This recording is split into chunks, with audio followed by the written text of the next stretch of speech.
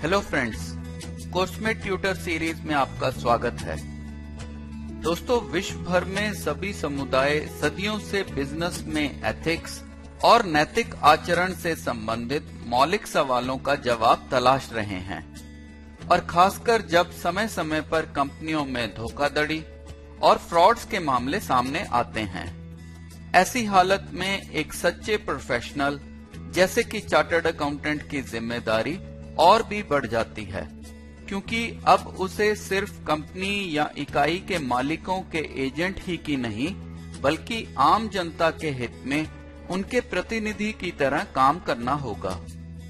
लेकिन एक सच्चाई ये भी है कि कंपनीज, प्रोफेशनल्स और हर व्यक्ति को अपना अपना रोल निभाते हुए कॉन्फ्लिक्टिंग ऑब्जेक्टिव्स का सामना करना पड़ता है, और इसीलिए जीवन के हर पहलू में हितों का टकराव पाया जाता है। इन्हीं से कई बार दुविधा और धर्म संकट की स्थितियां उत्पन्न होती हैं, जिन्हें हम एथिकल डिलेमा कहते हैं। प्रोफेशनल कोर्सेज के स्टूडेंट्स को भी इन एथिकल डिलेमा और बिजनेस सिचुएशंस में कॉन्फ्लिक्ट से कारगर ढंग से निपटने के लिए उनके सिलेबस में एथिक्स और मॉरल्स की स्टडी को शामिल किया गया है। एथिक्स के इस कोर्स में हम बिजनेस एथिक्स यानी व्यावसायिक नैतिकता, कॉर्पोरेट गवर्नेंस यानी कंपनियों के प्रशासन, कॉर्पोरेट सोशल रिस्पांसिबिलिटी यानी कंपनियों की सामाजिक जिम्मेदारी, environment, workplace, marketing, consumers, accounting और फाइनेंस में एथिक्स या नैतिकता से जुड़े मामलों को समझेंगे।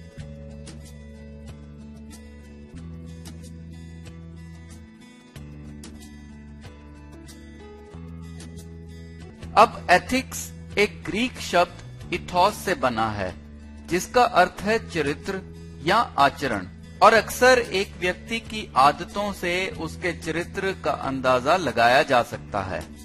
ईमानदारी, निष्पक्षता, करुणा, ये व्यक्तिगत गुण एक इंसान के चरित्र के बारे में संकेत देते हैं, और हर व्यक्ति एक अच्छा इंसान बनने के लिए सही आचरण के सिद्धांतों का पालन करता है। इस तरह एथिक्स एक व्यक्तिगत नीति शास्त्र है, यानी एथिक्स हर व्यक्ति के पर्सनल प्रिंसिपल्स पर आधारित है। इसीलिए ये कहा जाता है, ए पर्सन और पीपल हैव एथिक्स।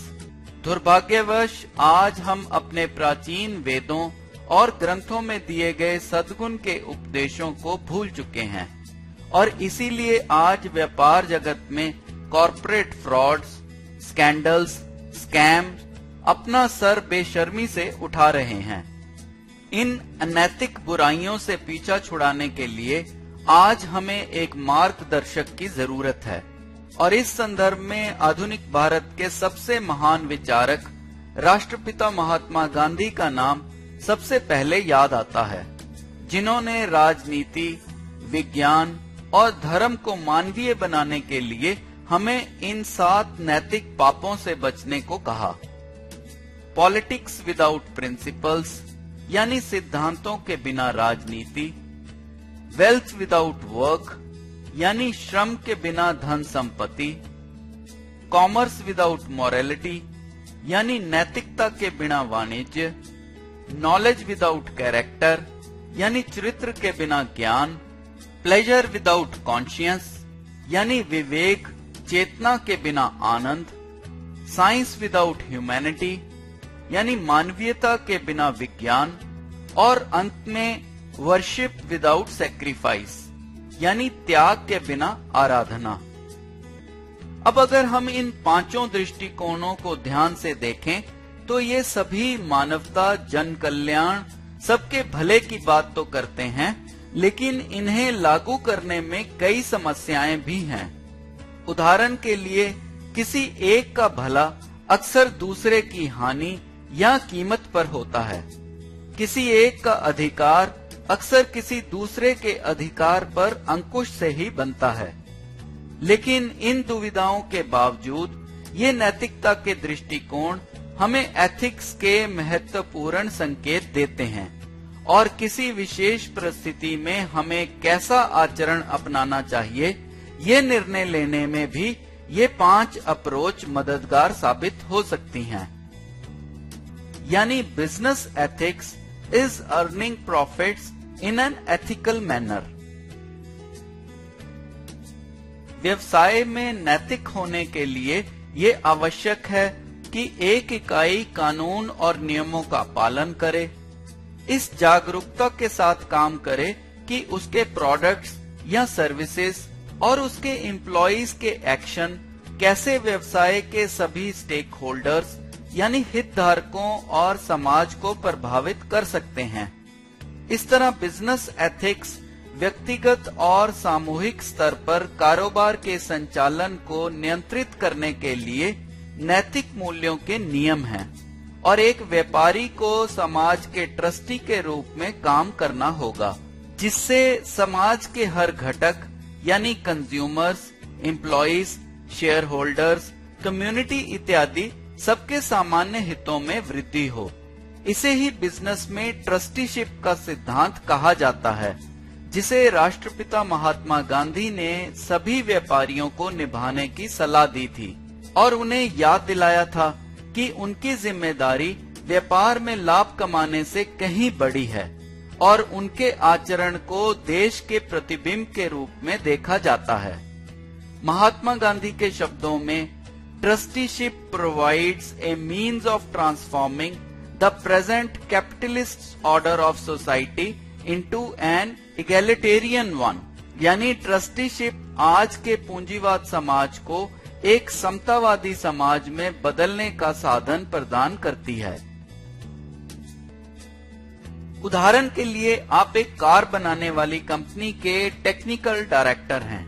आपको इस कार में इस्तेमाल होने वाले एक पुर्जे में गंभीर डिफेक्ट के बारे में पता चलता है, जिसकी वजह से कंपनी को अपनी 1 लाख गाड़ियों को ग्राहकों से वापस बुलाकर रिपेयर करना पड़ सकता है, जो न सिर्फ कंपनी की आर्थिक स्थिति पर एक बहुत बड़ा बोझ होगा, बल्कि इससे उसकी आम जनता में ब्रांड इमेज और साख को भी बहुत बड़ी ठेस पहुंचेगी और हो सकता है इसकी वजह से आपको भी अपनी नौकरी से हाथ धोना पड़ जाए।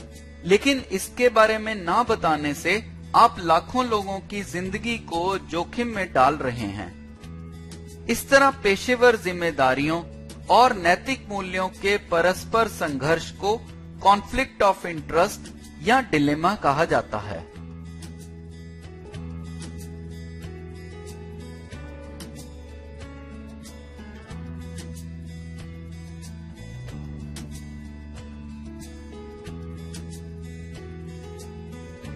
शासन का अर्थ है एक इकाई में सभी स्टेक होल्डर्स के हित को ध्यान में रखते हुए निर्णय लेने और लागू करने की प्रक्रिया, और एक कंपनी में निर्णय लेने, अकाउंटेबिलिटी, कंट्रोल और टॉप मैनेजमेंट के व्यवहार के ढांचे और व्यवस्था को कॉर्पोरेट गवर्नेंस कहा जाता है, जिससे एक कंपनी के उद्देश्यों, कामकाज में जोखिम का आकलन और बेहतर प्रदर्शन के लक्ष्य की प्राप्ति के लिए स्थापित किया जाता है। यहाँ अकाउंटेबिलिटी का अर्थ है जवाबदेही, यानी इस बात की समीक्षा कि एक कंपनी के कामकाज में लिए गए फैसले उसके उद्देश्यों और रणनीति के अनुरूप ही हैं या नहीं। और कंट्रोल का अर्थ है नियंत्रण, यानी कंपनी के निर्णयों और कार्यों की समीक्षा और उनमें सुधार के अवसर। इस तरह कॉर्पोरेट गवर्नेंस एक कंपनी के व्यापार में बुनियादी मूल्यों, नैतिक आचरण, निष्पक्षता और पारदर्शिता को बढ़ावा देने का साधन होगा। या यूं कहें कि कॉर्पोरेट गवर्नेंस एक कंपनी के निर्देशन, प्रशासन, नियंत्रण या प्रबंधन के लिए कानून, नियम, प्रक्रियाओं का एक गठजोड़ है, यानी set of laws, regulations, processes and customs affecting the way a company is directed, administered, controlled और managed।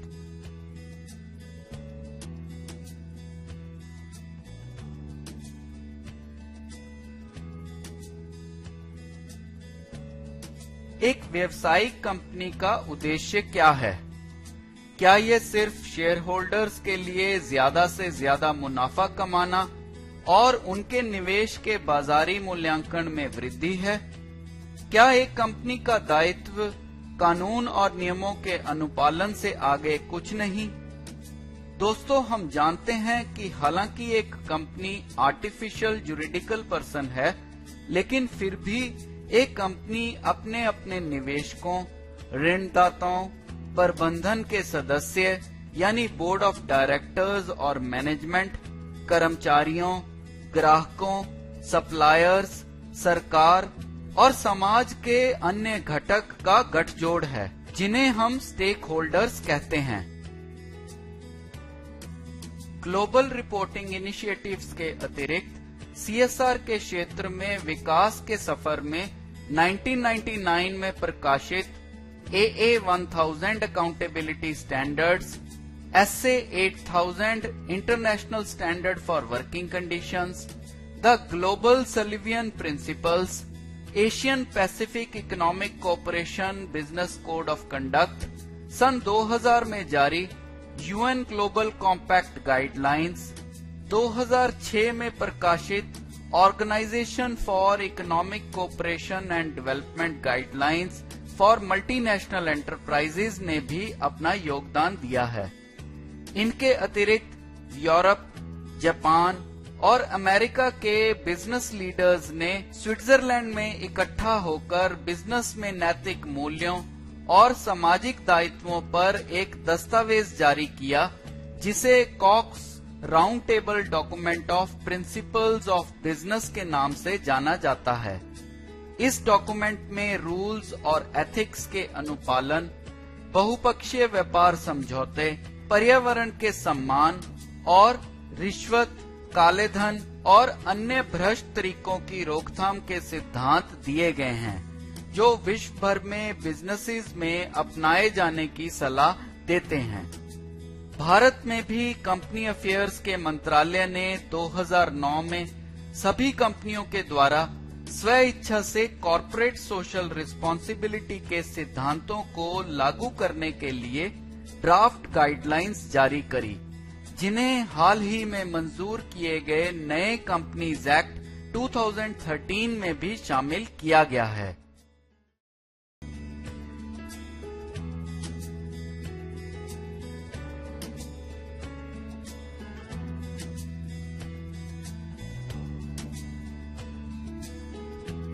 क्योंकि एक बिजनेस सिर्फ पूंजी और संपत्ति ही नहीं, बल्कि हार्ड मास से बने लोगों का संगठन है, तो इसमें नैतिक व्यवहार को प्रभावित करते हुए ये कारक होंगे।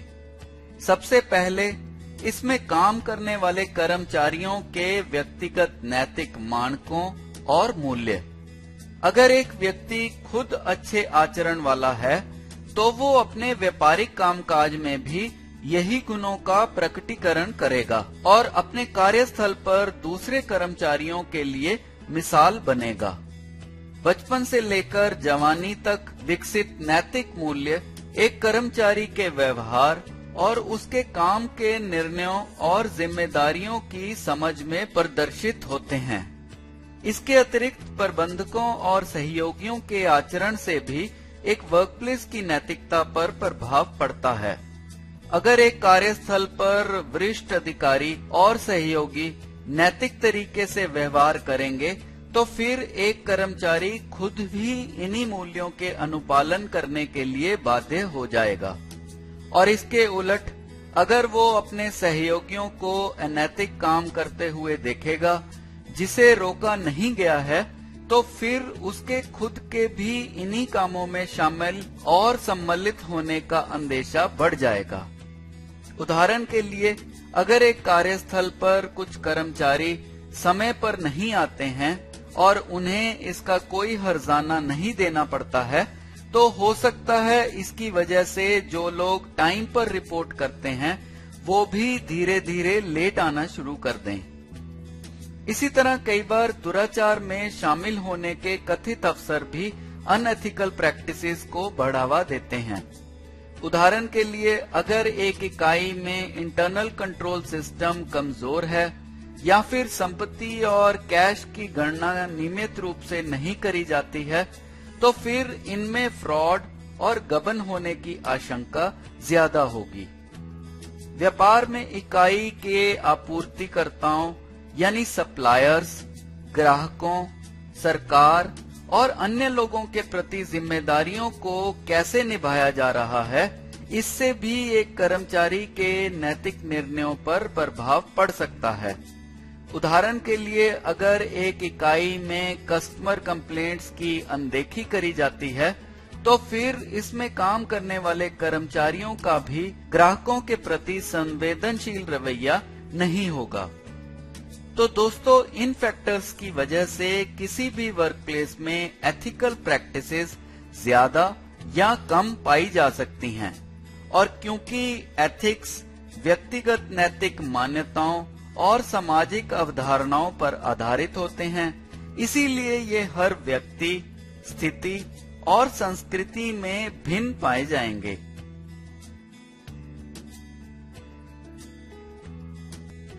इसी तरह वर्कप्लेस पर हैरेसमेंट या उत्पीड़न भी एक कार्यस्थल के वातावरण को दूषित करने वाला अपराध है।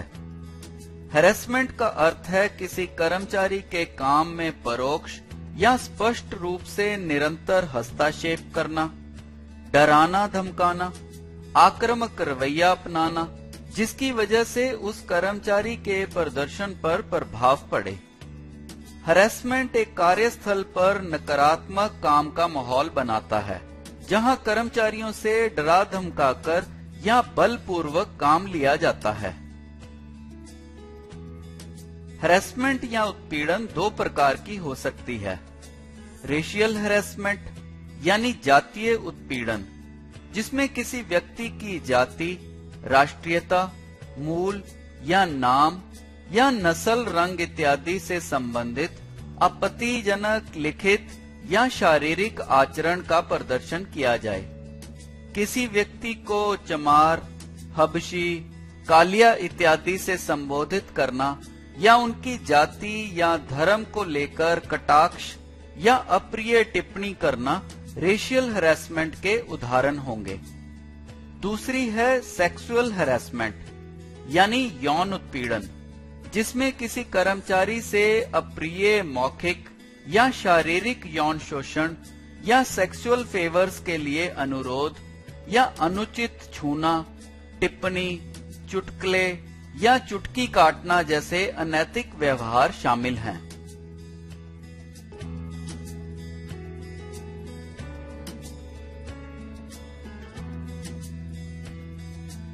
शुरुआत में अंतर्राष्ट्रीय कॉरपोरेट समुदाय सकते में आ गया जब भारत की एक IT company Satyam computer services के चेयरमैन रामालिंगा राजू ने जनवरी 2009 में कंपनी के बोर्ड ऑफ डायरेक्टर्स को एक लिखित चिट्ठी में 1.5 बिलियन डॉलर्स के हेरफेर को कबूल करते हुए इस्तीफा दे दिया।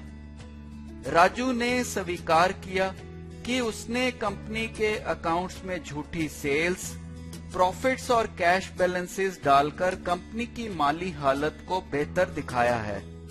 इतना ही नहीं, इस स्कैंडल की जांच में ये भी मालूम हुआ कि कंपनी में 13,000 से भी ज्यादा बोगस एम्प्लॉइज दिखाकर करीबन $3 मिलियन हर महीने झूठी सैलरी चेयरमैन को पहुंचती थी। इस फ्रॉड की वजह से कंपनी के शेयर का मूल्य 544 रुपीज से गिरकर 11 रुपए 50 पैसे पर आ पहुंचा, जिसकी वजह से लाखों शेयर धारकों को अपनी करोड़ों की पूंजी गंवानी पड़ी। इसी फ्रॉड के चलते कंपनी के ऑडिटर्स प्राइस वाटरहाउस कूपर्स को लापरवाही का दोषी माना गया और उन्हें $6 मिलियन का जुर्माना लगाया गया। दोस्तों, इन फाइनेंशियल फ्रॉड्स और स्कैंडल्स की वजह से जहां शेयर होल्डर्स और समाज के विश्वास को ठेस तो लगी ही है, वहीं कहीं न कहीं अकाउंटिंग एंड फाइनेंस प्रोफेशनल के एथिक्स, ऑडिटर्स की भूमिका और जिम्मेदारी पर भी सवालिया निशान लगा दिया है। और साथ ही इस तरह के स्कैंडल्स में कंपनी के इंटरनल विसल ब्लोअर्स की महत्वता और इनकी सुरक्षा के मुद्दे को भी सामने ला खड़ा कर दिया है। नैतिक आचरण का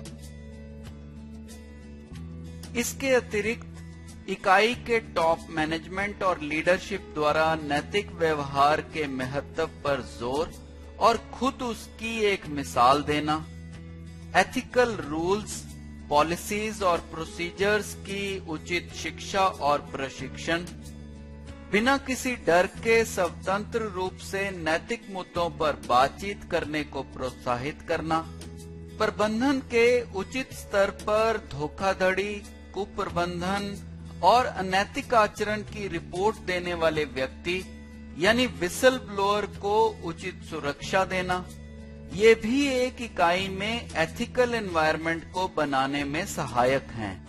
दोस्तों, लेक्चर समाप्त करने से पहले आइए इस चैप्टर में से आपके एग्जाम्स में पूछे गए सवालों को भी देख लेते हैं। इस चैप्टर में से आमतौर पर 2 से लेकर 3 मार्क्स के ऑब्जेक्टिव टाइप क्वेश्चन पूछे जाते हैं, जिसमें आपको एक दी गई स्टेटमेंट को सही या गलत उसके रीजंस के साथ बताना होगा। जैसे कि नवंबर 2013 में कहा गया, small ethical lapses do not result into unethical behaviour, यानी कि छोटे मोटे नैतिक मुद्दों की अनदेखी से अनैतिक व्यवहार उत्पन्न नहीं होता है।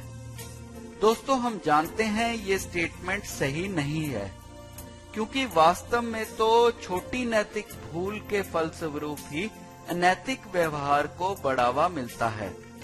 अगर एक संगठन में छोटी छोटी अनैतिकता स्वीकार करी जाने लग जाए तो उस इकाई के कर्मचारियों को गलत संदेश मिलता है और इसी के परिणाम स्वरूप अनएथिकल वर्क एनवायरनमेंट पैदा होता है। मई 2008 में कहा गया, ensuring fair treatment to whistleblowers will help in creating good ethical accounting environment in a business enterprise। दोस्तों, हम जानते हैं ये स्टेटमेंट सही है। विसल ब्लोअर का अर्थ है वो व्यक्ति जो निडर होकर एक इकाई में किसी अनैतिक व्यवहार या अनैतिक मुद्दे को उचित अधिकारियों के सामने खुलकर रखे। जिस संगठन में विसल ब्लोअर को उचित सम्मान और फेयर ट्रीटमेंट मिलेगा, उस इकाई में हमेशा नैतिक वातावरण के निर्माण की अपेक्षा रखी जा सकती है। इस चैप्टर में से अक्सर 4 या 5 मार्क्स के एक्सप्लेनेटरी क्वेश्चंस भी पूछे जाते हैं। जैसे कि नवंबर 2013 में क्वेश्चन आया, The principle of integrity is a fundamental principle relating to ethics for all accounting and finance professionals. Explain. इसी तरह मई 2011 में एक फाइनेंस एंड अकाउंटिंग प्रोफेशनल को नैतिक धर्म और आचार संहिता का पालन करते हुए जिन दबाव से गुजरना पड़ता है उसे बताने को कहा गया। मई 2010 में नैतिक खतरों से निपटने के उपायों के बारे में विस्तार से लिखने को कहा गया।